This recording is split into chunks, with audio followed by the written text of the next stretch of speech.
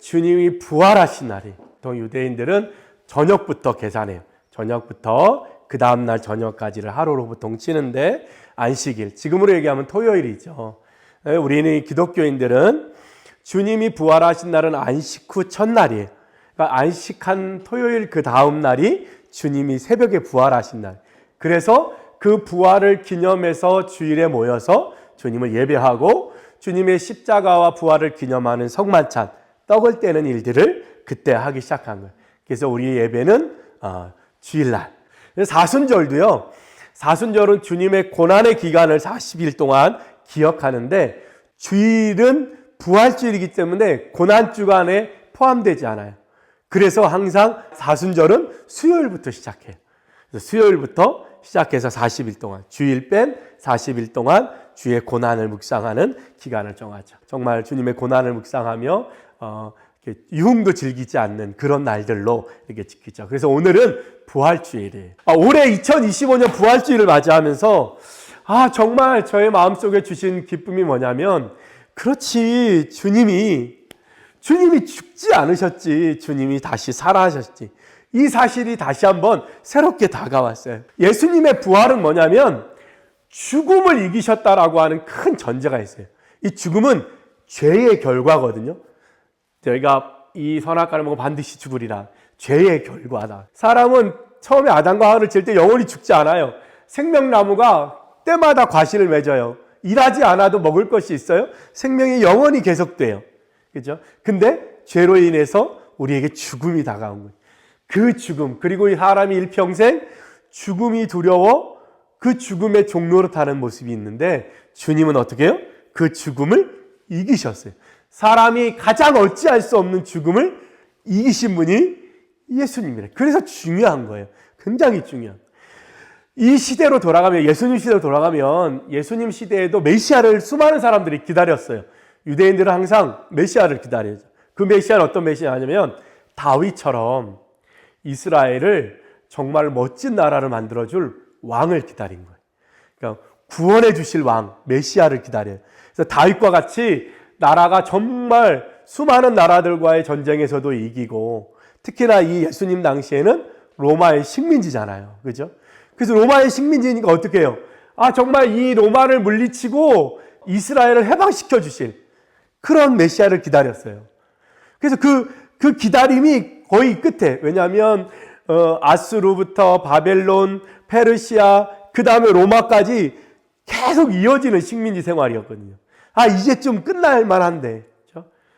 애굽 생활도 430년 했잖아요. 근데 이때도 굉장히 긴 세월 동안 식민지 생활한 거예요. 그러니까 지금쯤 메시아가, 지금쯤 왕이 오셨어, 우리나라를. 그래서 예수님의 제자 중에도 열심당원 있잖아요. 그게 뭐냐면 독립운동하는 사람들이, 이스라엘 해방운동하던 사람들이 예수님 보고 저 사람이 정말 우리나라에, 왜냐하면 5,000명도 막 먹이고, 그래서 성경에 보면 그 예수님을 왕으로 삼으려고 했다, 이런 구절도 있잖아요. 그죠? 그런 기대가 있었어요.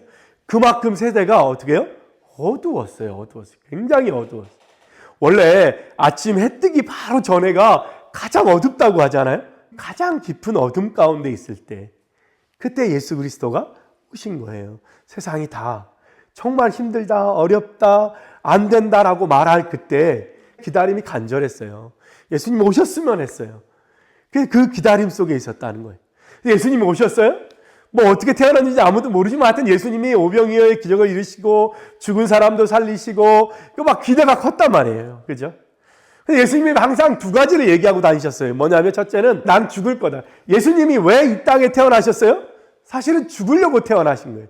그래서 우리 기독교는 성탄절과 부활절이 있는데, 사실은 부활절이 더 큰 명절이에요. 왜냐하면 탄생은 죽으시기 위해서 오셨은 거예요. 그러니까 크리스마스도 중요하지만 뭐예요? 사실은 부활주일이 가장 큰 명절이에요. 그래서 부활주일을 우리가 맞이하는데, 예수님은 두 가지 얘기하신 거예요. 난 죽으러 왔다. 복음서에 보면 나는 죽을 거다. 너희들의 죄를 위해서, 온 세상을 구원하기 위해서 죽을 거다. 이스라엘이 기대하는 왕은 어떤 왕이에요?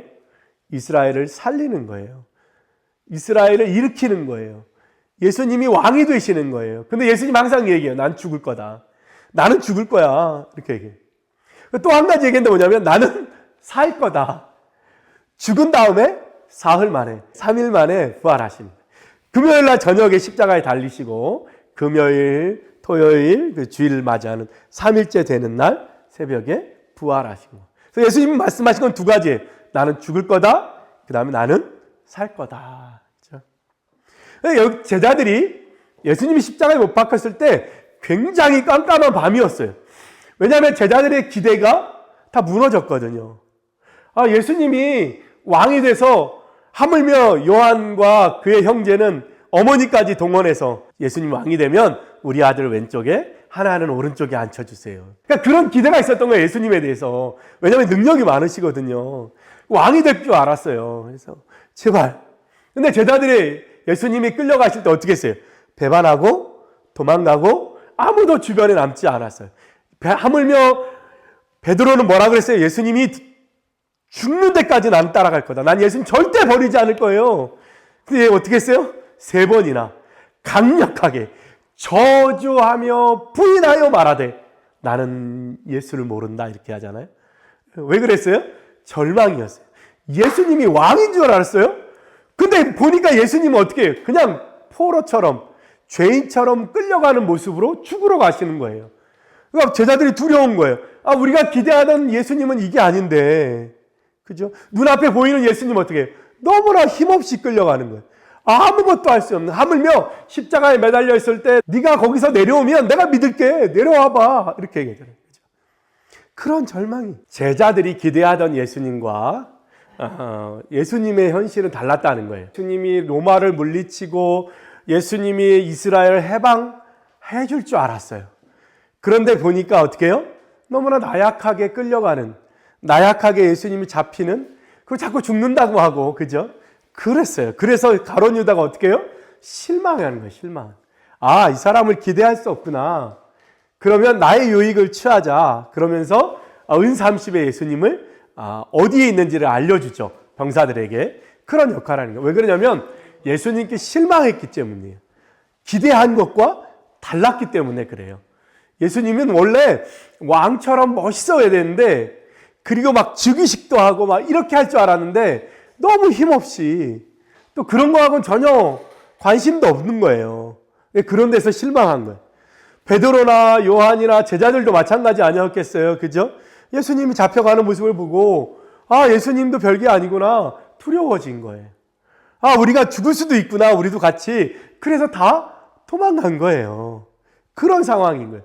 이렇게 어둠이에요, 어둠. 완전히 어둠이죠, 그죠? 그런데 어떻게 해요?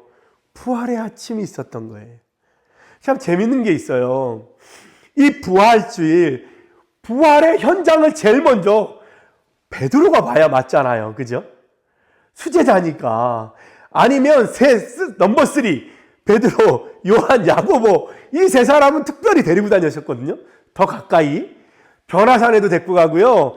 벳세마나 기도할 때도 따로 3사람을 더 불러서 3사람하고 따로 기도하는 장면이 나오잖아요. 부활의 주인공도 어떻게 해요? 그 3사람이어야 되잖아요, 사실은. 그죠? 아니면 부활의 현장의 제사장이나, 그죠? 좀 높은 사람이나 이런 사람이 봐야 돼요. 근데 성경은 뭐라고 얘기냐면 여인들이에요, 여인들이. 예수님이 돌아가시고 그 슬픔에 잠겨 있어 많은 눈물을 흘린 그 여인들이 오늘도 사실은 부활할 거라고 예상하고 오지는 않았어요. 그저 예수님의 장례를 준비하는 향을, 시체에 바르는 향이죠. 그 향을 드리려고. 이 여인들이 이 부활의 증인이 되었다는 거, 그것도 중요한 사건인 것 같아요. 5절에 뭐라고 얘기하냐면 살아있는 자를 죽은 자 가운데서 찾느냐, 여기 계시지 않고 살아나셨느니라. 이 여인들이 예수님의 무덤에 갔어요. 멋진 그림에 보면 막 큰 무덤에 막 돌도 이만해가지고 막 이렇게 그런 모습이지만 사실 이스라엘의 원래 무덤은 작아요. 이렇게 굴을 어떻게 했냐면 이렇게 쪼그리고 앉아서 들어가야 될 만큼 작게 파서 거기에 그 안에 들어가 보면 이렇게 구멍들이 있어요. 그 구멍에 시체들을 이렇게 넣는 거예요, 하나씩. 그리고 제 크기로 한 이 정도만한 돌을 그 문에 이렇게 불려놔요. 지렛대 같은 걸로. 예수님 거기 갇히신 거예요. 그래서 따르던 여인들이 예수님의 시체에 향유를 발라주려고 갔는데 거기 천사가 있었던 거죠. 시체는 없고 천사가 얘기하는 말이에요. 살아있는 자를 죽은 자 가운데서 찾느냐. 여기 계시지 않고 살아나셨느니라. 이게 부활 후에 이 누가복음에 나오는 첫 마디예요. 왜 살아계신 분을 죽은 자 가운데서 찾느냐. 왜 예수님은 여기 살아계시는데 왜 죽었다고 생각하느냐. 예수님이 살아계실 때 늘 얘기했어요. 나는 죽을 거고 그리고 나는 3일 만에 다시 살아날 거다. 그런데 그 수많은 얘기를 3년 넘도록 듣던 제자들도 까맣게 잊어버리는 거예요. 왜? 예수님이 죽었다는 사실에. 다 잊어버린 거예요. 그리고 예수님이 그냥 죽었어. 그걸로 끝난 거예요. 그러니까 천사가 뭐라고 그래요? 살아있는 자를 왜 죽은 자 가운데서 찾느냐는 거예요. 이 말씀이 오늘 2025년을 살아가는 우리들의 가슴에도 새겨지기를 소원합니다. 우리가 살아가다 보면 예수 믿는 사람들도 어떻게 해요? 절망해요. 때로는 실망할 때가 있어요. 내가 예수를 믿는데, 내가 기도를 하는데, 우리는 살아가다 보면 어떻게 해요? 우리의 기대와 다른 일들이 벌어지죠. 그러면 어떻게 해요? 예수님이 계시다는 거, 예수님이 나를 사랑하신다는 거, 예수님이 나를 도우신다는 것도 다 어떻게 해요? 까맣게 잊어버려요. 다 끝난 것처럼. 다른 살 길은 없나?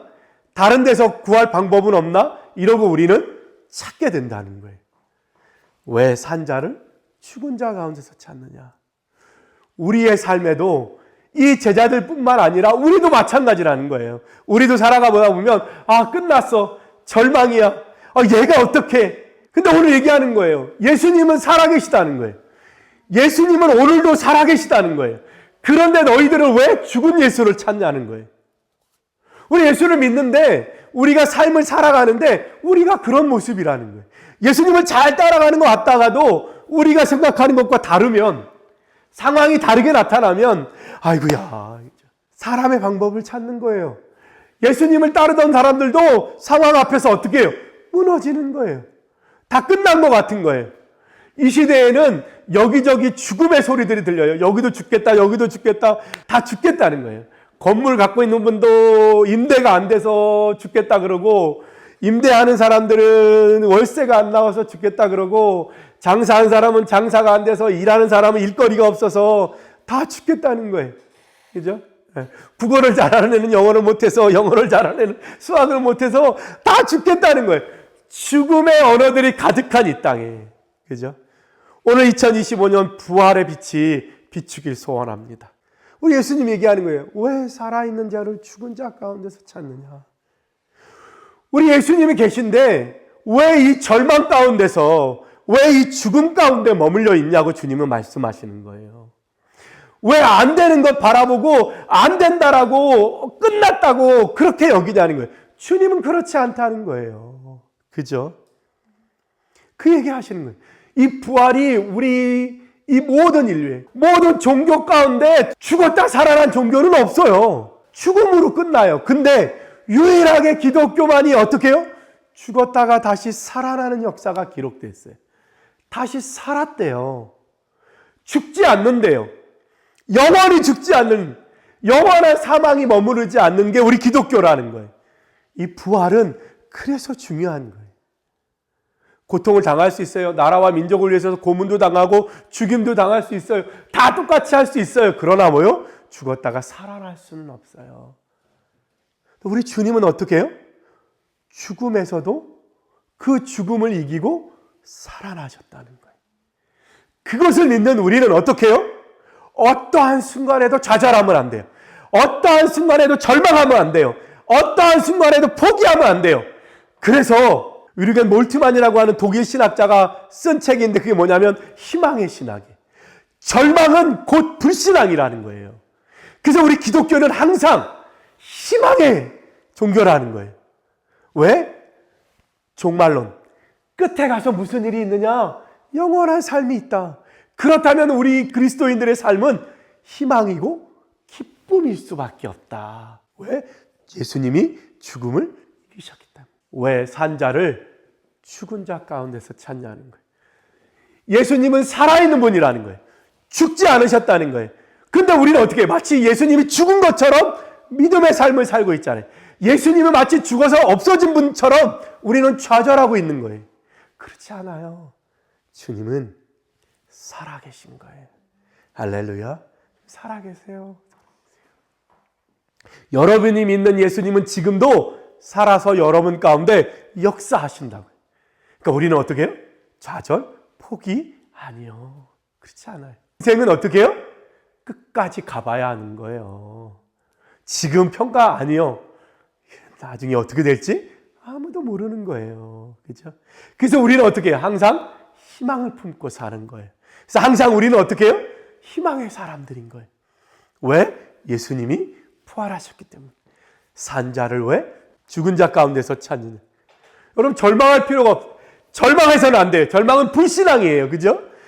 나 이제 끝났다고 말하는 건 예수님이 없다고 말하는 것과 같은 거예요. 하나님은 항상 나를 붙들어 주시고 세상에 많은 길이 이 길이 아니면 이 길도 있고 그죠? 여기서 아니면 저기서도 있고 주님은 항상 여러분에게 새 길을 열어주실 줄 믿습니다. 할렐루야. 그래서 이 부활주일이 중요한 거예요. 부활주일은 기회의 날이에요. 우리에게 소망의 날이에요. 주님이 살아계시다라고 하는 소망이 우리가 어떤 상황이 있어도 21세기를 살아가는 우리들도 이 부활의 의미가 여러분의 것이 됐으면 좋겠어요. 예수님 부활하신 건 예수님이니까 부활했어. 예수님이니까 저 멀리에 있는 얘기, 하늘 우주에 있는 얘기가 아니라 오늘도 내 삶에 그 부활의 능력을 주시는 분이 내 안에 살아계시다는 거예요. 그죠? 내 안에 살아계시. 지금 상황이 어려우면 어려울수록 더 기회예요. 살아있는 자를 왜 죽은 자 가운데서 찾느냐? 우리 이 말이 여러분들 가운데 있었으면 좋겠습니다. 그는 여기 계시지 않고 살아나셨느니라. 이 깜깜한 어둠 속에 내 것이 없다라고 여겨지는 거기에 없는데 예수님이 아니라고 말하는 그곳에서 우리는 열심히 찾고 있는 거예요. 거기가 아니라는데 거기가 아니고 뭐요? 주님이 계신 밝은 곳이라는데 우리의 몸만 돌리면 거기에 길이 있는 거예요. 여기에 길이 아니라는 거예요. 여기가 길이라는 거예요. 우리가 그 길을 찾는 거예요. 누구로 인해서? 예수 그리스도로 인해서. 할렐루야. 우리 21세기 살아가는 우리 모든 그리스도인들이 이 부활주일 아침에 희망의 신앙, 그죠? 예수님 바라보며 다시 그리고 내게 비춰줄 그 부활의 빛을 향해서 그렇게 달려가는 여러분 됐으면 좋겠습니다. 이제 시작이에요. 이제 기회예요. 산자를 왜? 죽은 자 가운데서 찾냐? 산분은 산자가 있는 곳에. 어디? 갈릴리. 내가 너희보다 먼저 갈릴리로 가리라. 갈릴리 가서 예수님을 만났잖아요. 그거예요. 그죠? 우린 주님을 따라가는 거예요. 우리 주님을 바라보는 거예요. 할렐루야. 이 부활의 아침에 여러분만의 마음의 소망이 지금이 기회다. 모든 것이 막혀 있다고 여겨지는 지금이 기회다. 잊지 않고 그 기회를 붙들고 예수님과 함께 믿음으로 이 부활의 아침, 부활의 신앙으로 살아가는 여러분 되시기를 예수님의 이름으로 축복합니다. 기도하겠습니다.